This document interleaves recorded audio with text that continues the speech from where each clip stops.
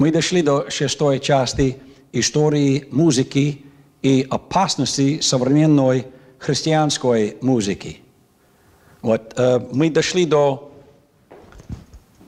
истории Давида, сладкого певца.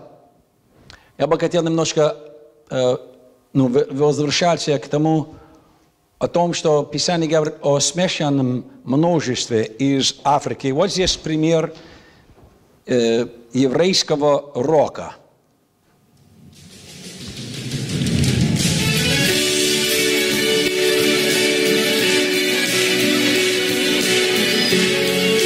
И когда народ увидел, что Моисей задерживался сходить из горы, народ собрался к Аарону и сказал ему: «Встань, делай нам богов, которые пойдут перед нами, ибо что до этого Моисея, человек, который вывел нас из земли египетской, мы не знаем, что сделалось с ним».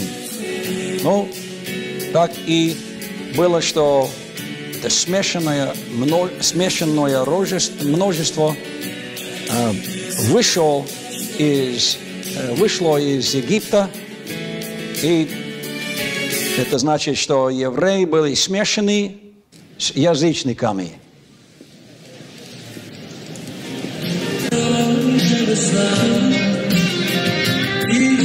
Вот что можно находить сегодня в современных церквях, где спасенные люди играют неспасенную музыку не спасенную.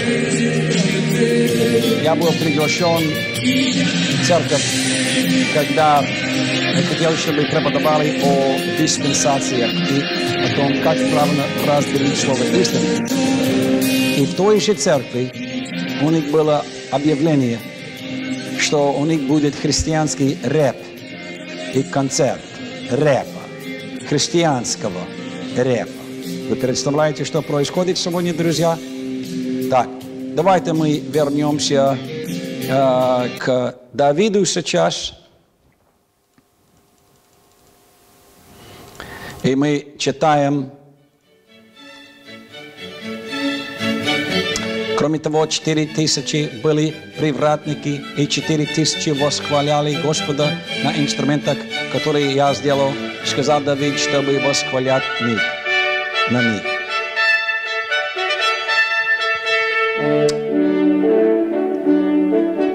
Вы не можете обособить музыку и людей друг от друга. Музыка – это свидетельство характера людей, веха истории – музыка. Музыка является неотъемлемой частью народа или индивидуальной культуры. Главному музыканту, псалом Давида, слуги Господнего, который говорил Господу слова песни этой в день, когда Господь избавил его от руки всех врагов его и от руки Саула, и сказал он: «Буду любить Тебя, о Господь, сила моя, Господь, скала моя и крепость моя, и избавитель мой, Бог мой, сила моя, на которого я буду уповать, щит мой и рог спасения моего, и высокая башня моя. Призову Господа, который достоин быть восхваляемым, так спасусь я от врагов моих. Ибо кто Бог, кроме Господа, или кто скала, кроме Бога нашего? Ибо Бог припоясывает меня силой и делает путь мой совершенный. Он делает ноги мои, как длани, ноги, и на высоких местах ставит меня. Он научает кисти мои воевать так, что стальной лук сокрушается руками моими. Ты также дай мне щит спасения. Ты также дай мне щит спасения Твоего, и правая кисть Твоя поддержала меня, и мягкость Твоя сделала великим меня. Ты расширил шаги мои подо мною, чтобы не поскользнулись ноги мои. Господь живет, и благословен будет скала моя, и пусть Бог сказал, спасение моего превознесен будет. Великое избавление дает Он царю своему и являет милость помазаннику своему Давиду и семени его во веки веков.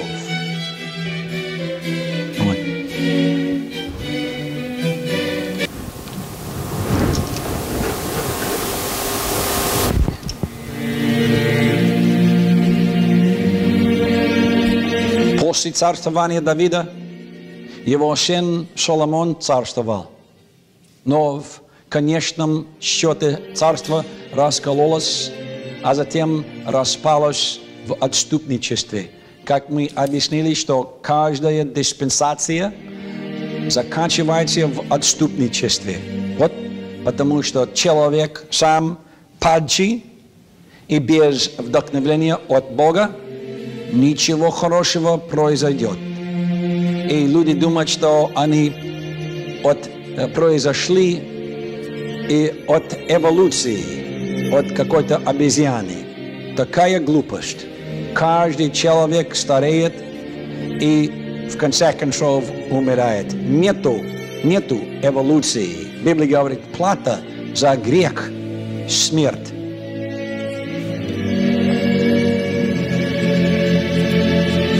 И первое, второе царство показывает, то есть первое, второе Самуила в Библии короля Якова показывает фактическое историческое описание падения Израиля. Проклятие было наложено на Седекию и Конию. Можно читать об этом, о том, что Бог обещал, что семьи его и брошены в страну, которую не знают. Давайте мы прочтем именно это место, потому что здесь история о том, что произошло с Израилем в конце, перед тем, как Израиль упал, и что Бог сказал. Давайте мы Иеремия будем читать Иеремия 22 главу с 24 стиха. «Как живу я, говорит Господь, даже если бы Кония», то есть интересно, что его зовут сейчас Кония, а не Иакония, потому что как Иегова и Иеремия, вот это Ия, это как Иегова. Вот они используют это префикс в начале имени. А тут Бог не хотел, чтобы Святой Дух писал Иакония, просто Кония. Сын Иеhoиакима, царь Иуды, был печаткой на правой руке моей, тем не менее, я сорвал бы тебя оттуда. И отдам тебя в руку тех, кто ищет жизни твоей, и в руку тех, лица которых ты боишься, именно в руку, смотрите, Навуходоносора, царя Вавилонского, в руку халдеев. И выброшу тебя в твою мать и твою матерь, которая родила тебя в другую страну, где вы не родились, и там умрете. Но в землю, куда они жаждут возвратиться, туда не возвратятся. Разве этот человек, смотрите, Кония, есть презренный, сокрушенный идол? Разве он сосуд, в котором нет удовольствия? Почему они выброшены? Он и, смотрите, семья его и брошены в страну, которую не знают. Опять мы находим тут факт того факта, что дьявол пытается вмешивать в семье Израиля. Точно так же, как что происходит сегодня в теле Христа, что верующие, они от семени Бога и Иисуса Христа, новорожденные, но дьявол все равно пытается перехитрить верующих в том, чтобы портить эту семью, то есть верующего, чтобы верующие сочетались с неверующими или злыми темными делами и с дурной мирской дьявольской музыкой. Дальше мы читаем, почему они выброшены, он и семья его, и брошены в страну, которую не знают. «О, земля, земля, земля, слушай слово Господне! Так говорит Господь, запишите человека этого бездетным человеком, который не преуспеет в дни свои, ибо никто уже из семени, обратите внимание, из семени его не преуспеет, сидя на престоле Давида и правя в Иуде. Вот Бог взял Израиль в плен, то есть через Навуходоносора, и что произошло, мы читаем об обстановке истории Израиля. Вы, которые ставите далеко день злой, а место насилия приближаете, которые лежите на ложах их из слоновой кости и растягиваетесь на постелах ваших и едите ягнят из отары и тельцов из средины стойла, которые поете под звук виолы и изобретаете себе инструменты музыкальные, как Давид. Вот что мы находим тут, друзья. Которые пьете вино в чашах и помазываете себя главными мазями, но о бедствии Иосифа они не горюют.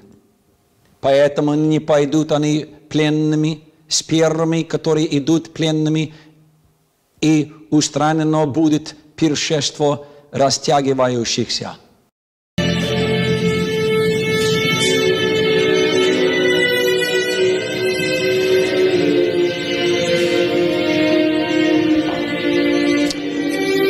Господь Бог мой, поклялся самим собою, говорит Господь Бог воинств, гнушаюсь превосходством Якова и ненавижу дворцы его. Поэтому я сдам город со всем, кто находится в нем.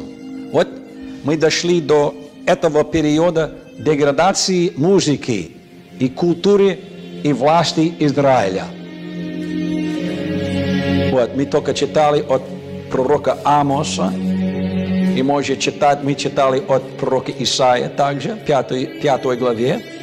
То есть мы находим здесь постепенно деградацию. И мы дойдем до конца диспенсации закона. Давайте мы продолжим. Горе тем, которые поднимаются рано утром, чтобы следовать за крепким напитком, чтобы продолжать до ночи, пока вино не воспламенит их. И арфа, и виола, и тамбурин, и свирель, вот как труба, и вино на пиршествах их. Но на дело Господа они не взирают, и о действии рук его не размышляют. Верующие сегодня спят, уши туги на слышание, не обращая внимания на то, что действительно Библия говорит, им все равно. Павел сказал, все ищут своего. Израиль попал в плен и был порабощен разнообразными культурами, веяниями, например, Вавилон. Музыкальные инструменты не использовались для прославления.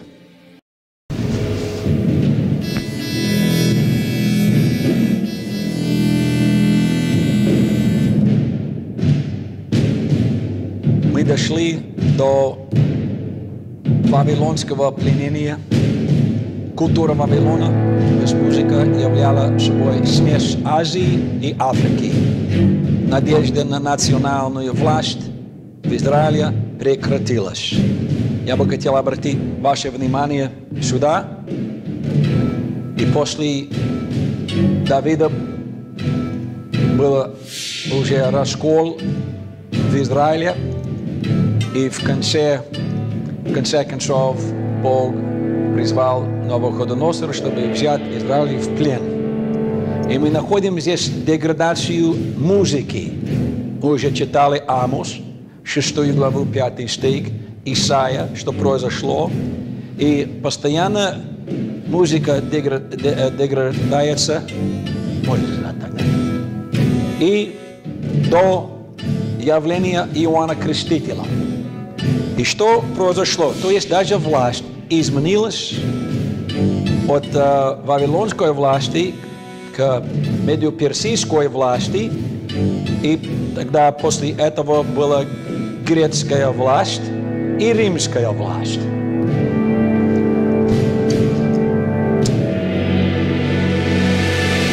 Поэтому он навел на них царя халдеев, который убил юношей их мечом в доме святилища их и не имел сострадания к юноше или девице, старцу или тому, кто сгибался от возраста. Всех их отдал он в руку его.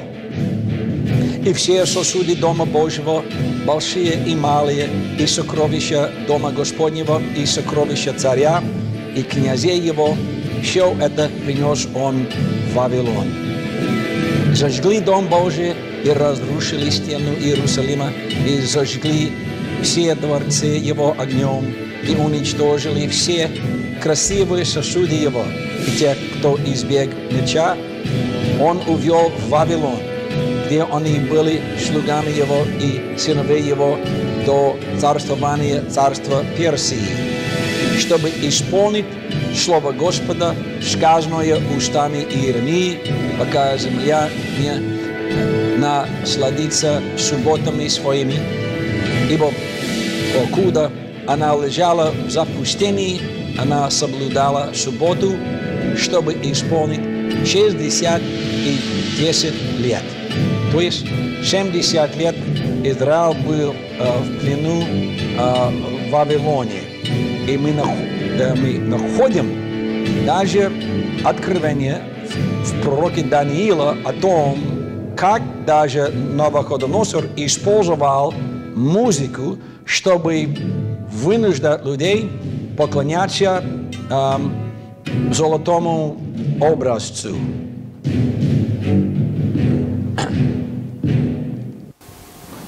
В следующей части мы будем говорить о вавилонском пленении и до первого пришествия Иисуса Христа.